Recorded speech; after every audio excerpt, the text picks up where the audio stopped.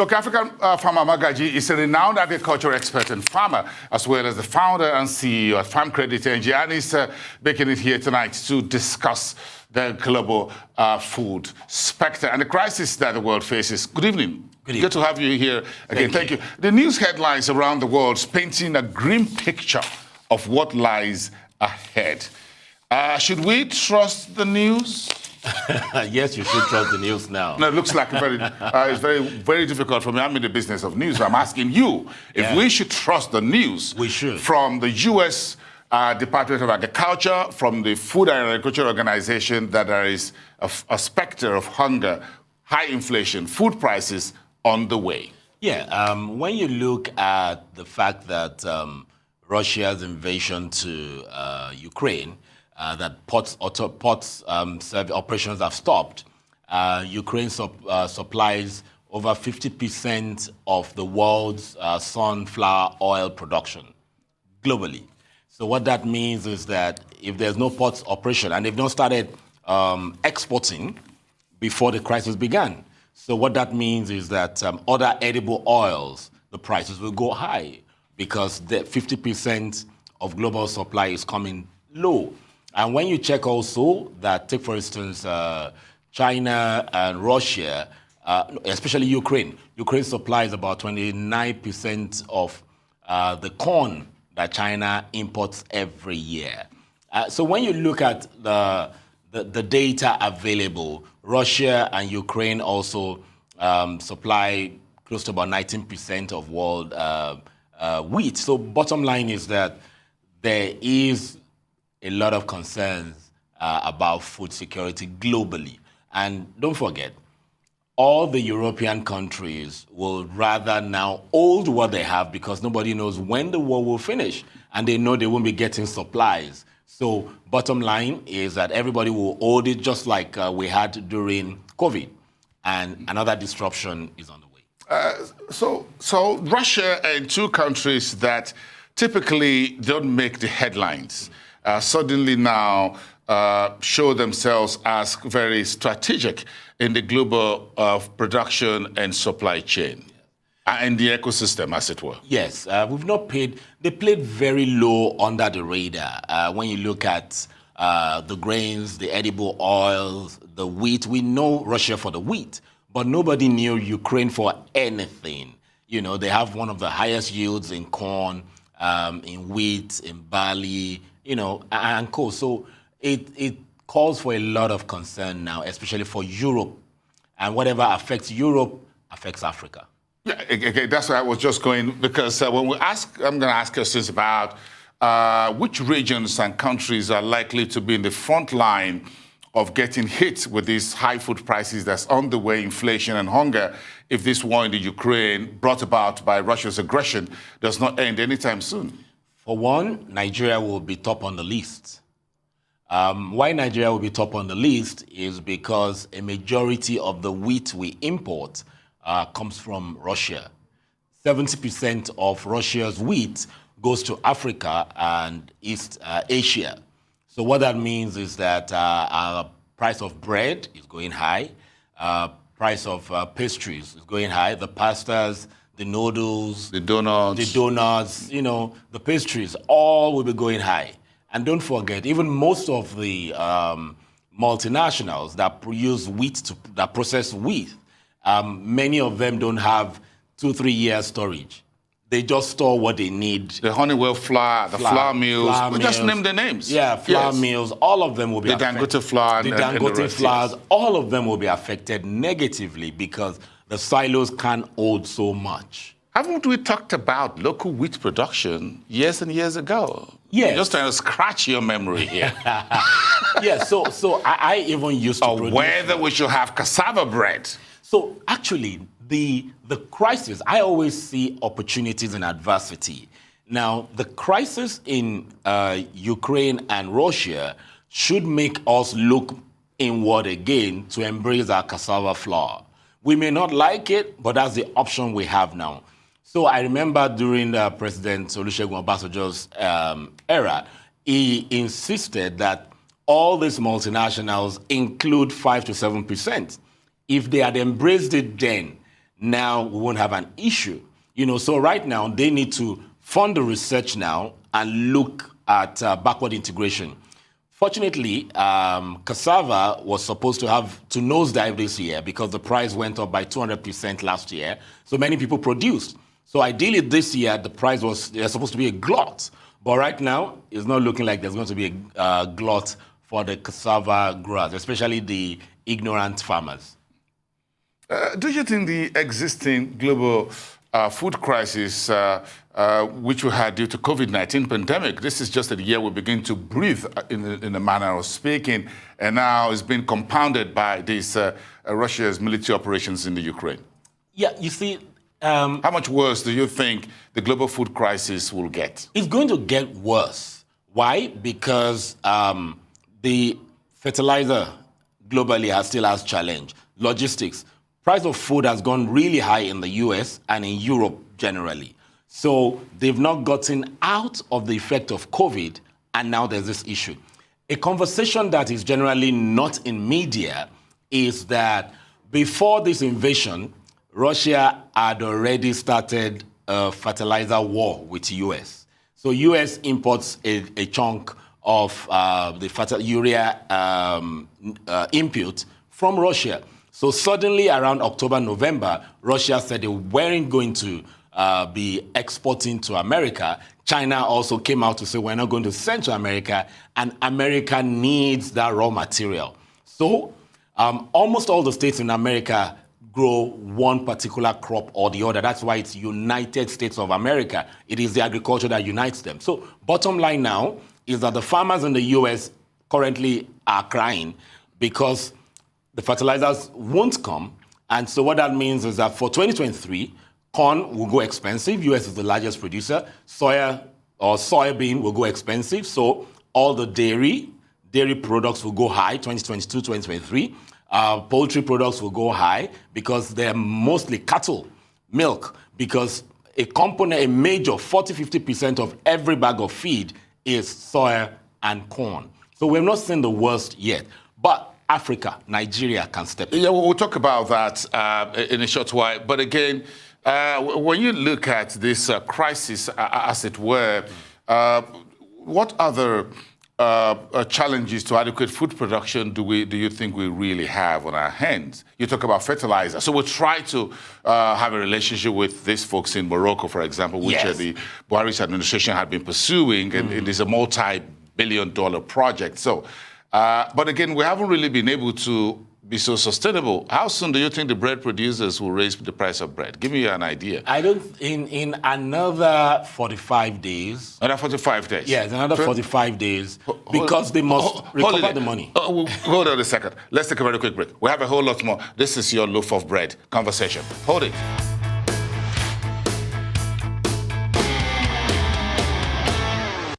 Welcome back to the show and my conversation into the emerging global food crisis brought about by the military conflict between Russia and Ukraine around the Black Sea of Eastern Europe. My guest on this, African farmer Mogaji, thank you so much. And we're just talking about the loaf of bread and whether we should go back to cassava bread and what have you. What quick solutions do you think we have to this dire food sustainability that the world faces? Do you think the West will be able to support us? Do you think China will be able to rise to the challenge? Even China cannot rise to the challenge because they have huge population. And they are also, so when you imagine China produces a lot of grains, corn to be precise, and yet they still import about 8.2 million metric tons from Ukraine last year. So everybody depends on each other now. And so right now, China would also want to feed themselves. One of the reasons why China said they weren't supplying US with the raw material to produce nitrogen fertilizers is because they also fear that there may be a disruption, and they're not exporting. So if they're not exporting, they are trying to be careful. So as all of them try to be careful, we're going to find out that what happened during COVID is likely to be worse now because all of them don't still have enough. Yeah, bringing it back home again and back into Nigeria and Africa, as it were, do you think we have what it takes to quickly go back to the drawing board and get to this speaks to perhaps a bit of more what the central bank is saying. Look, there will always be this disruption. And the central bank governor, Godwin Emefiele, says, look, don't see this crisis of COVID-19 as the final crisis. And no one ever thought 2-3 years ago, maybe the pundits in Washington would think that Russia would go against Ukraine and the whole world would be against Russia, as it were, in a manner of speaking. And will be at this another crisis when we're still dealing with the pandemic, which is the COVID-19. So what message should that send to our folks in Abuja and across the 36 states of the Federation? Well, first and foremost, the message should go to CBN that, yes, up until now, they've tried a lot, but going forward, they need to bring in the parastatals to work together. The anchor borrower brilliant idea, like I've always said, is good. They've championed it by themselves. But with this additional crisis, they need to work through the relevant authorities to be able to get things done. Take, for instance, now, Gombe is the leading sunflower producer in Nigeria. But sunflower can grow anywhere in the country. As of 1995, they were producing some small-scale, pockets in Ondo State. So Oyo State can produce. Any state in Nigeria can produce sunflower. We should be looking at policy change to encourage like sunflower production so we take over that market. Or on the interim, we help Ukraine. What do I mean by we help Ukraine? So let's assume the war stops tomorrow.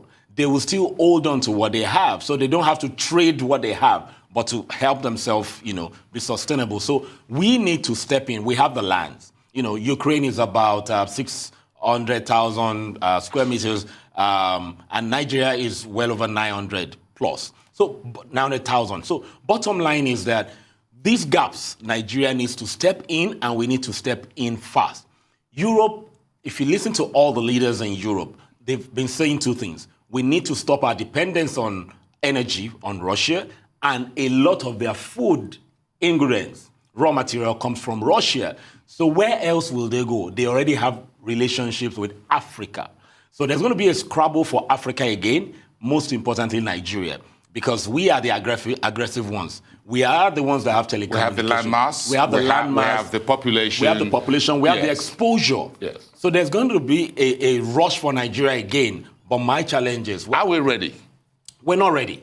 Because what we should be telling the world right now is I've not seen anything on media, Nigeria ready to collaborate with Europe.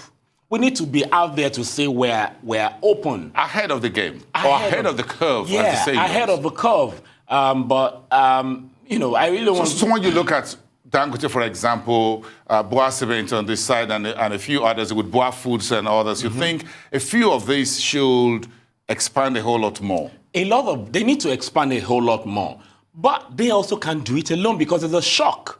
They didn't plan for this. Nobody planned for this. So we need to bring in the private sector working class to actually, fit into some of these gaps, to feed the Dangotes, the Boas, and the likes. But bottom line is it's an opportunity for everybody now. But the Ministry of Agriculture, Ministry for Water Resources, Ministry for Youth and Development need to up their game. They need to let the world know that we're ready. But, the vibes, like yesterday now, there's some news making rounds around ban on foreign companies buying raw materials directly from the farm. That's also a negative, message to the international community. They can't bring the money here and you say they can't operate how they want to operate.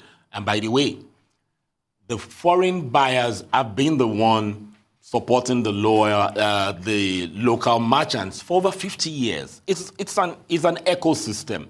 So we need policies that show to the world that we're ready, that our ease of doing business, we're taking it to the next level. So bottom line is we have the lands. We have the people, we have the population, we have the youth that are unemployed. So we just need to integrate these things and be ready to change how we do things. So if we're going to fix this food crisis, food sustainability, here we are with petrol, aviation fuel, electricity, nose diving, diesel prices up in the skies. How dire is the situation in agriculture and food right now for farmers, for processors and agro-allied industries? This is not the best of time to have an energy crisis. Yes. When food crisis is knocking on your door, because it's going to be worse than petrol crisis. So right now, what should be done, like I always say, is productivity as against production. So we need to maximize every inch of the land. So whoever was cultivating like 1,000 acres, 100 acres, need to cut it to half and focus on productivity. How can I get the best? Because all other value chains are dependent on production. And so the likes of Nestle, they use a lot of soya, corn. They use local corn for a particular product. And so right now, there's going to be heavy demand on that. So bottom line is everybody needs to work together for survival first. And, hey, we have to feed. So it's whatever you buy that, you will sell. Take, for instance, when we were doing our budgeting for this year, we did the budget that diesel will be $4.50. We thought it was outrageous. And right now, diesel in the suburbs is 600 plus. So when diesel was $3.60, $3.50, we budgeted $4.50. And now it is 600 plus. So bottom line is we still have to farm. So the cost will go high, and so preference will change. So people would rather eat boiled corn than going to the joint to eat food. So things will change now. You will find fried yam will sell more because you can eat fried yam and just fill your belly. So people need to target the bottom of the pyramid, middle to bottom of the pyramid. That's where the money will be, not middle upper, because they will come lower. When crises like the Ukraine war brought about by Russia and all that happens, the effects don't happen in one day. So when do you think the full effect of this crisis, even if the war ends today and Putin pulls back to Moscow and everything is going on fine and the sounds of guns or the war machines are silent, how much longer down the line do you think the disruptions that we're already seeing will manifest on our shows? In at most 90 days. Why do I say so? It's the fear.